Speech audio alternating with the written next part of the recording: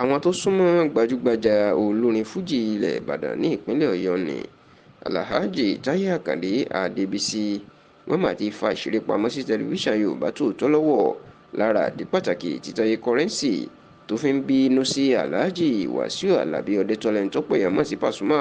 tó jẹ́ àwòkọ́ṣe àti ọ̀gá ẹ̀, tí wọ́n sì ní ọ̀rọ̀ gbajúgbajà olórin fújì ní Alhaji Sule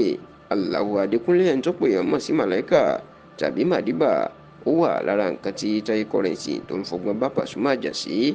Gẹ́gẹ́ báwọn tó fi àṣírí náà pamọ́ sí tẹlifíṣàn Yorùbá Tòótọ́ lọ́wọ́ tán jẹ́ àwọn tó súnmọ́ Táyé Currency pẹ́kípẹ́kí kọjá sísọ, ṣùgbọ́n tán ní ká fi orúkọ bu àwọn láṣìírí nítorí pé wọ́n gbọ́dọ̀ mọ̀ pẹ̀lú àwọn làwọn sọ̀rọ̀ ọ̀rọ̀ bẹ́ẹ̀. Wọ́n ní ọ̀rọ̀ Màláíkà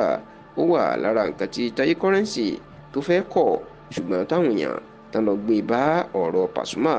Wọ́n ní ẹbí Pasuma bí òun àti Màláíkà bá ṣe jọ ń ṣe bí ọ̀rẹ́, tí Màláíkà kì í fún Pasuma lápọ̀nlé tó tọ́, tó jẹ́ pé ń bá pàdé ń tàbí ìgbà kan jọ jẹ́gbẹ́. Eléyìí ni wọ́n mà ló ń bí Táyé Currency nínú, nítorí tán ló mọ̀ pé ẹgbẹ́ lòun àti Màláíkà lọ́jọ́ orí àti ń di iṣẹ́ orin tí kò sì lówó tàbí ní ìgbéga kankan kọjá tòun nínú iṣẹ́ orin àti nínú kéèyàn ní owó àti ọrọ̀ ayé. Eléyìí ni wọ́n ló wá ń bí Táyé Currency nínú pé bóun àti Màláíkà báwọn bá fẹ́ ṣe ohunkóhun níṣe ni Màláíkà máa ń fojú ọmọ wo òun wípé òun ju òun lọ ńgbà tó jẹ́ pé Pasuma tán ń pè ní bàbá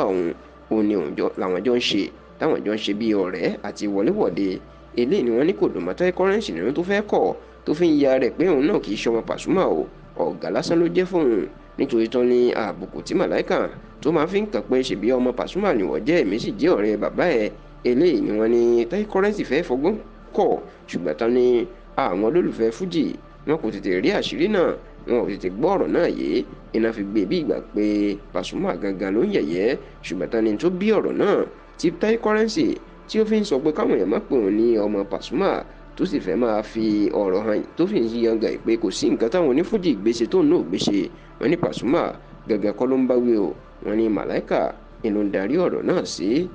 Bó tilẹ̀ jẹ́ pé Táyé Currency kò tí ì la ọ̀rọ̀ náà mọ́lẹ̀, ṣùgbọ́n òun náà ṣe ìfọ̀rọ̀wérọ̀ kan láìpẹ́ níbi tó jẹ́ kó di mímọ̀ pé ọ̀rọ̀ tóun sọ àwọn èèyàn ló ṣe òun gbọ́, òun kò lè rí Pasuma, òun kò lè rí fín. Bẹ́ẹ̀ ló jẹ́ kó di mímọ̀ pé bí ọ̀rọ̀ òun ò tiẹ̀ yé àwọn olólùfẹ́ orin fújì tí wọ́n gbé ní ìgbékúgbé pé òun rí Pasuma fín, ó ló yé Pasuma dáadáa, ó dẹ̀ yé òun tóun sọ. Táwọn tó súnmọ́ Táyé Currency tó sì ti sọ fún tẹlifíṣàn Yorùbá Tòótọ́ pé nǹkan tí Táyé Currency sọ pé ó yé Pasuma tóun, olọ́rọ̀ Màláíkà èèyàn Sule Alao Adékúnlé tó pè yàn mọ̀ sí Màdíbà tàbí Kíbla Fújì òun gan ni ó ń sọ.